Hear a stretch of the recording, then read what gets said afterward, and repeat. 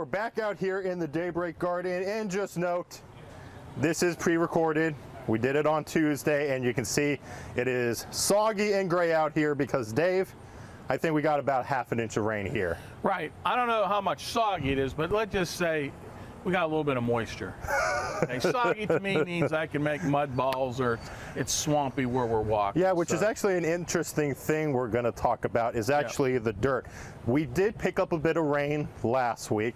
Obviously, we're still in a severe drought pending what the latest update is Thursday morning, but we have mud here, but it's not really... No, and I'll put this down for a minute, but today's, like he said, Tuesday, and I went down here to pick a weed, okay? And look here, this was Tuesday today, and you can see I'm not making mud balls, it's dry. So I guess what I'm sharing with the viewers out there, just because we got some heavy rain for maybe an hour, it really hasn't saturated the ground. You still need to continue water regularly because it is extremely dry. But you could see this is a raised bed, and we supplement it yearly with compost. How dry that was. Yeah, it was a bit dry, but that just shows when we do get into like very dry weather, the ground just starts now one thing packing up. If you have the time, if it's small enough, you can see I kind of churned the ground. So if you can go around with a hoe or a shovel or something and cultivate around your vegetable plants with that loose soil, when we do get rain, it's going to get absorbed much quicker and into the ground. Now be careful, because you have feeder roots going out from your vegetable plants. So do not get right up close to the base of the plants because you can do some damage, you know, cultivating that way. Okay, and then another thing you're going to share with us is also some of the leaves off of our eggplant. No, we don't have eggplant. Not eggplant. Cucumber. Cucumber plant. And this is nothing unusual. This time of year, just to show, you will get phone calls. You can see the white fuzzy on these leaves of the cucumber. This is called powdery mildew. Now, if you only have a few leaves on your plant of this, I suggest just physically remove. But when you get to this point, it is what it is.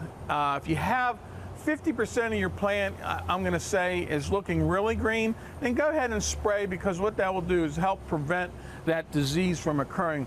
But it's one of those things that are associated with vine-type plants, powdery mildew. It does suppress the growth of it. But with our cucumber, it's pretty much seen most of the season what you're going to get. And same at my house. There's a few more coming on, but I think we'll be pretty much done. Probably 2 weeks from now, we're not going to have many to pick. Yeah, okay. And then anything else we should talk about the garden, because we also have some landscaping we need to talk about.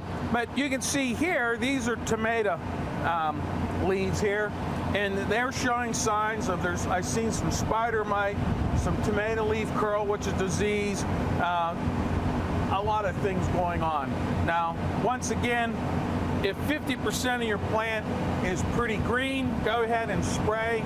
If you can physically remove, that's what I recommend. You're not going to hurt the plant, but just be cautious, because as days and weeks go on, things will creep up very quickly when we have high humidity and high temperatures.